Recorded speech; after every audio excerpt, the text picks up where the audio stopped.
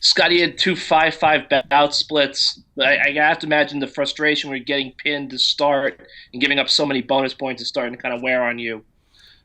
Yeah, they would. You shouldn't get. I just don't.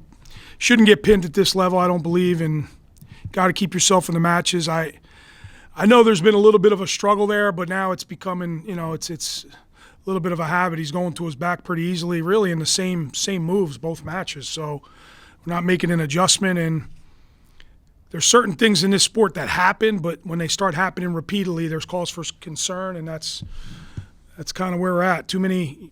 Shouldn't get pinned. Can't start the dual meet down 6 rock. Next snap. Next question.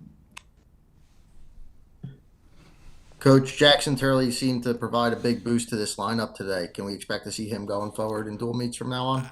I mean, he was pretty impressive today. 2 nationally ranked kids. Huge day for him. We all know he's certainly capable. It's taken some time to get his legs under him. So yeah, I would assume you'll certainly see him next week for sure. So he had a great day and good for Jackson. He's been training pretty hard. He was prepared. He's fun to watch. He's exciting. I know everybody wanted it. That's what they got, and he provided a really big spark. You're right about that. Nick Costco, next question.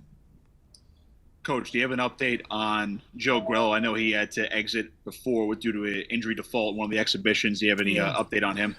No, just they put him in concussion protocol. I don't think it was that bad, but maybe precautionary. He just didn't, they just kind of pulled the plug on the match.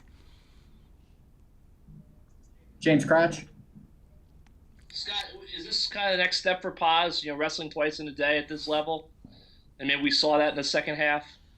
Yeah, hey, listen, this is simulating, really, if you think about it, it's simulating the Big Tens. It's simulating the national tournament where you got to bounce back and wrestle right away. And, if you stay on the winning side, you get a little bit more time. But if you're in those consi wrestlebacks, it happens pretty quick. And so it's good simulation for it.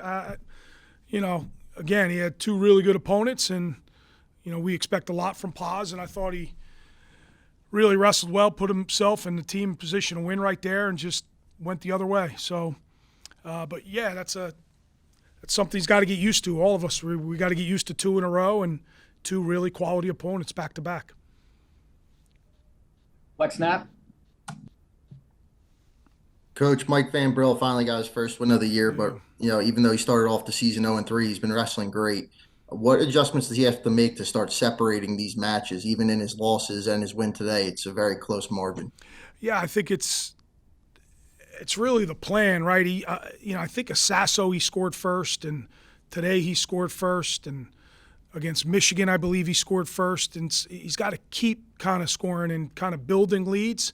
And today he kind of reverted back a little bit, even though he was up 4-0, then 5-1.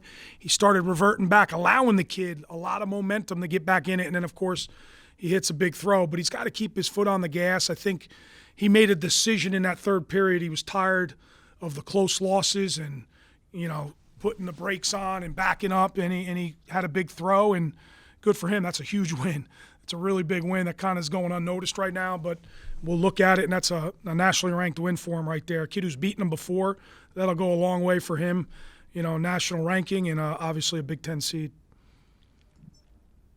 Steve Falk, go ahead.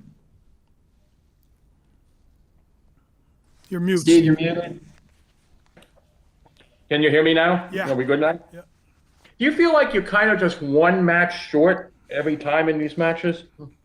Yeah, clearly we're one match short. We're one we feel we can win too. It's like one we feel like I would take Paz every time, against Minnesota. And that's not blaming them. Against Ohio State and even Purdue, I would take Billy Janzer, So it's like we're just missing one here and missing one there. And sometimes you gotta figure it out in order to win. You gotta get over the hump in order to win, and we're just right now not able to do that. I don't think there's frustration. I mean, obviously there's a little bit. It's the little things. It's the little things. A lock in hands where we're winning 1-0. Next thing you know, we're losing 2-1. We lose the match at 49 against Purdue. Little things like that. Even at 65 with Andrew Clark, it's a lock in hands and then a reversal. Instead of just being 1-1, next thing you know, it's 3-0. So little things are haunting us right now. We got to be better. with the details. A ride out, right? A ride out. Kid gets a fresh whistle start at 84. It's a fresh whistle start. We get 45 seconds of riding time. It's a drop down maybe. It's even take a stall. It's even a mat return, and we get riding time, and we win that duel. So little things are haunting us right now. Yeah, we're just one match away every time, but it's the Big Ten, you know. That's the Big Ten. If you don't seize every opportunity, you're going to lose duels. We have time for 2 more questions. We'll go Nick Costco. Coach, I know he lost both his matches today, and you really don't take too many moral victories. But what'd you make of Robbie Kennard's performance against two top 10 kids today? You know, he's another one who's close. You know, he's gonna need one of those to get over the hump, right? He's gonna really, really need one of those. So that's a high level right there. Brayton Lee and of course Purdue kid is Coleman is really good. So you got to stay in it. You know, I think Robbie fought hard. I mean, I thought he had a huge third period against Brayton Lee. That could easily have been a major, where I was calculating the scores thinking, you know, if it's 2019, even though they only win 4 bouts with Gable at the end, they could still win. So that was a huge third period to hold that to a decision, and it's good that he's wrestling that hard in the third period against those guys. I think what Robbie needs to do is make it more competitive when guys get to his legs. Some of those takedowns are just too easy, and he's fighting hard. He's getting out. He's getting back on it. He's scoring late. So the effort is awesome, but when a guy gets to his leg, his defense needs to be really, really stingy there, and that comes with a lot of experience. He's wrestling 2 high-level kids, but those matches will pay dividends for him down the road for sure. Loved his effort. Scratch, you close this out. Scott, I guess are you going to go with Boone moving forward? You got both today. I understand maybe you're trying to get a pin against Purdue. Where do you kind of stand at heavyweight?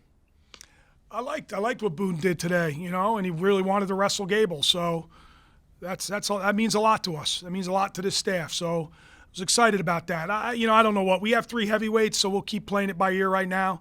But I think you'll see Boone for sure going forward. I mean, there's 4 duels left. Next week's a quad, so there's some opportunities there. But yeah, let's keep looking at him going forward and see where we're at. All right, thanks, guys. All right, guys.